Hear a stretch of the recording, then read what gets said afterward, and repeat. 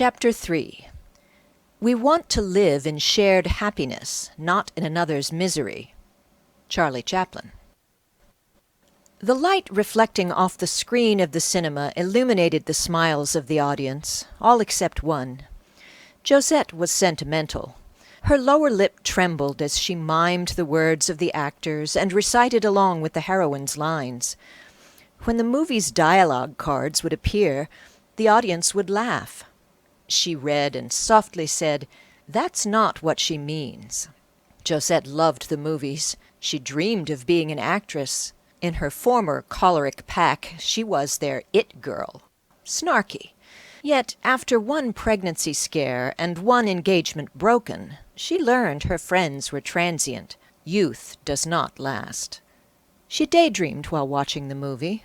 If she had been merely a shop girl, and to change her station seduced the handsome owner of the store, her current life would be far different. Instead, she was born to a famous family that was too large and not wealthy enough to sustain the lavish parties. There were many at which she sang. Some are fated to fail. Her father played his cards, both figuratively and literally, as a chump. The movie's tone changed. The screen showed the woman dashed by scandal. Now everyone watching would cry with Josette. She empathized too much. She was once juvenile. She made wrong choices. The right ones were hardly offered.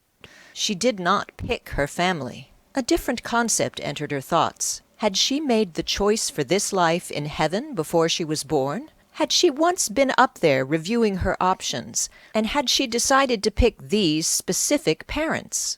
Would next time be different? If only she could have started as someone else, how much better would her life be now?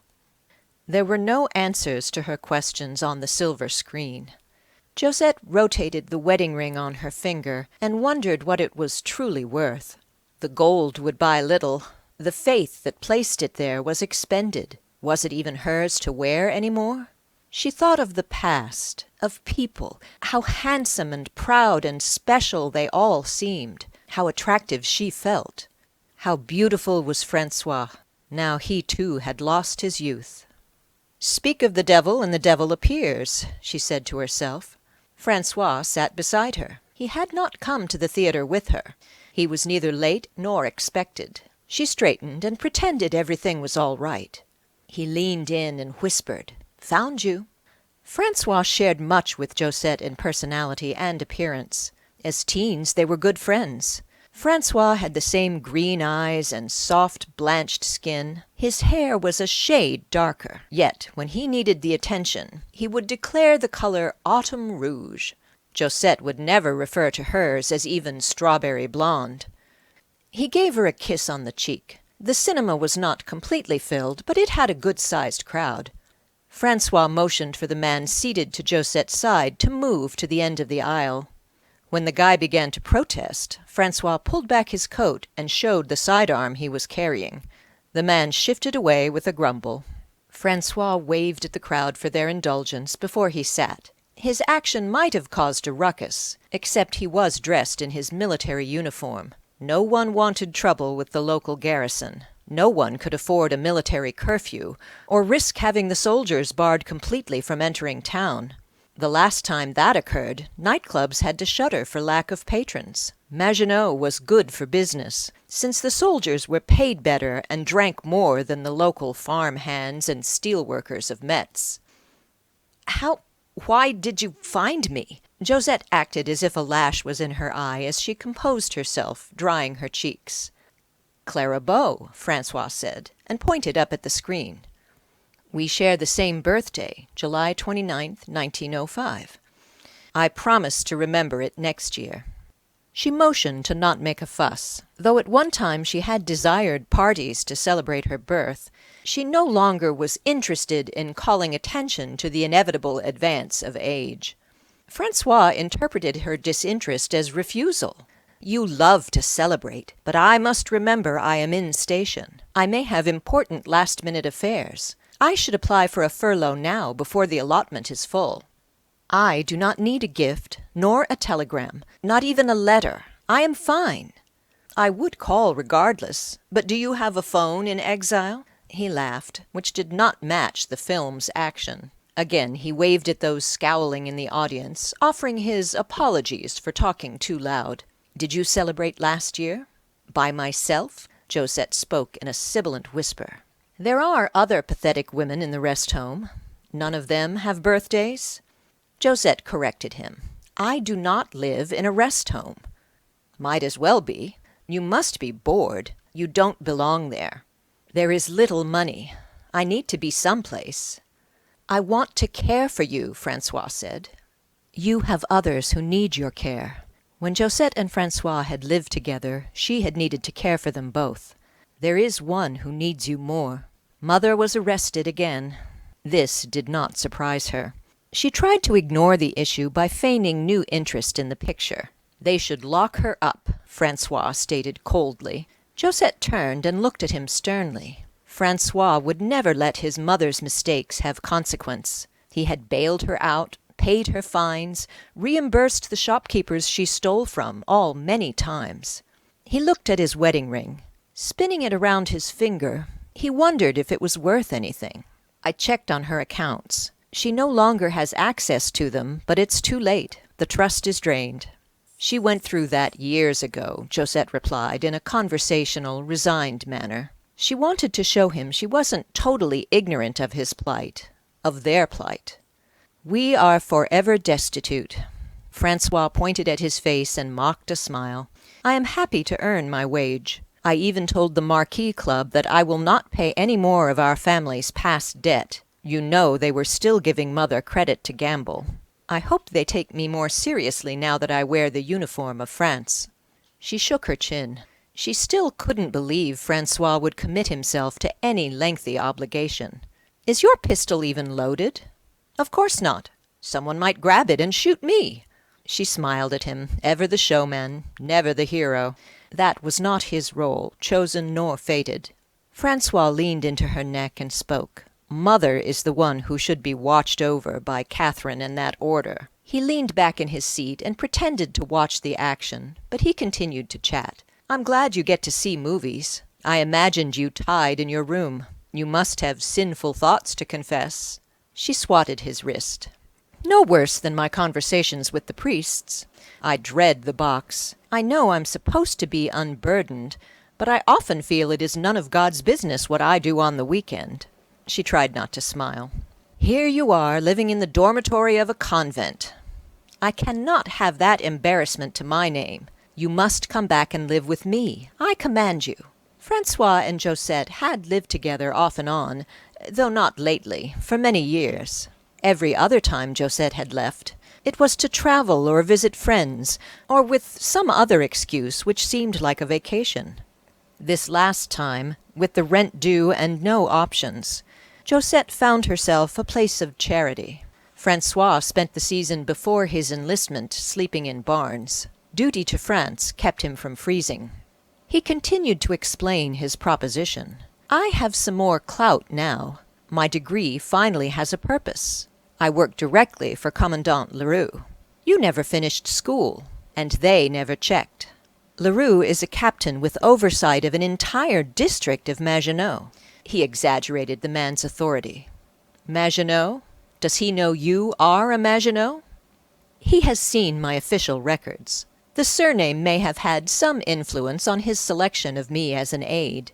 She looked at him severely. "Treachery, so early in a new career." "Not so. He knows Marshal André is only a great-uncle. But we are lucky. Our father and his father were both Maginot. We could have been born to Aunt Inez. How well do you think I would fare as Francois Misarec? You as Josette Misarec? Inez was scandalized enough by her husband's affair. You do not need to be anti-Semitic." "I am not a Jew-hater." Several other patrons asked them to be quiet. He returned to a softer voice, but spoke confidently. "We are Francois and Josette Maginot. As I recall, that was to be your stage name." "My screen name," she corrected. "There were producers once who let me skip the auditions because I was Maginot." "I was Maginot first, you know." "Yes, and I am Maginot after." to be named for something you truly didn't create. Uncle André was a war hero. Maginot is synonymous with magnificence, Josette said. Sure, but he had no impact on the forts militarily. Someone else designed them. He was just the politician, the performer. For that he has the glory. The Maginot Line is France's monument to strength. Josette leaned toward Republican ideas of her country, even if her previous lifestyle was scandalously bohemian. I wonder how many patriots know their hero died in his bed with a mistress. That's not true. Of course it is. Father told me. The doctor said it was oysters, but he ate from the wrong garden. You are just ashamed of your own misfortunes. The Maginot name is not at fault. Maybe. But I am less Maginot at the base.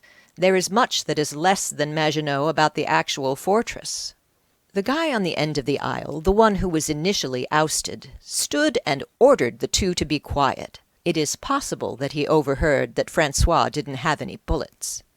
It's a silent film, you moron, Francois explained. I can be as loud as I want. He turned to Josette. Next time, pick something fun, like Errol Flynn. He mocked the audience, trying to quiet him. That movie is a talkie. He said it slowly. It's 1939. They make movies with sound. Ugh, why do I bother culturing a bunch of Alsace hillbillies? An usher made them both leave. They walked slowly down the streets of Metz. It had rained earlier that day, and the street lights reflected up from the puddles and back down again from the trees.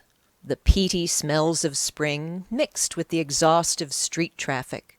They strolled, ignoring the honking orders of cars, holding hands along the Plaza d'Armes. No one washed the cobblestone. The grit of the steel industry combined with the rain to acid wash them smooth. Francois started to skip along the bricks and sung a silly tune, one once popular to describe the changing times. Masculine women, feminine men. Which is the rooster, which is the hen? It's hard to tell 'em apart, my friend. Knickers and trousers, baggy and wide. Nobody knows who's walking inside. Those masculine women and feminine men. Josette smiled. What made you think of that? Nothing. Old times. Something I read in the personnel files. Our times at the Marquis Club. I feel happy tonight. I am with you, my lovely, lovely Josette. He started to sing again, making up his own words to the same tune.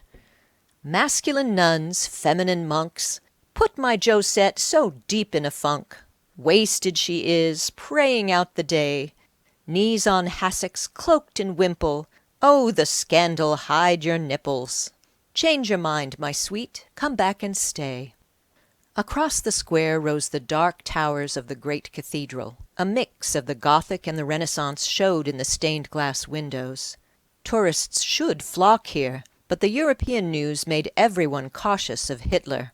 Perhaps by summer the latest alarmist threats would abate. If you take a room outside of the barracks, I will come stay with you again, Francois, Josette finally agreed. Oh, good. I will get around to renting one soon. She knew his joking well. It was his method to passionately plead, then act coolly. They crossed the river toward the opera house. Josette tossed a coin from the medieval stone bridge to make a wish. I am stressed enough paying the cleaning bill on my uniform, Francois replied at seeing her drop the franc. She stopped walking and turned to face him eye to eye. In the space of 10 seconds, she gave him every emotional stare she could muster. Frailty, passion, innocence, annoyance, giddiness, submission. I was told to fill a position for a woman to help clean the men's latrine. The engineers have made the fortress strong, but I am told the designers placed the main sewer line above the lowest sections of the dormitory. There can be some stagnant pools when the pumps stop working. He described the task in as disgusting detail as he could. He was suddenly changing his mind, regretting his initial plan in seeking her out to help share the apartment rent, and now hoping Josette would return to the convent to stay with the nuns. That would leave him free to gallivant. She had the right to be angry, But she guessed his ruse. She knew she had to return to him, if only as her first step toward freedom. She had not found solace, only constant resignation as a ward of the nuns and the church. She looked at him. He was exaggerating, of course. How bad could it truly be? Great-uncle André Maginot's name was forever enshrined with the defenses. If they weren't livable, what use would they be?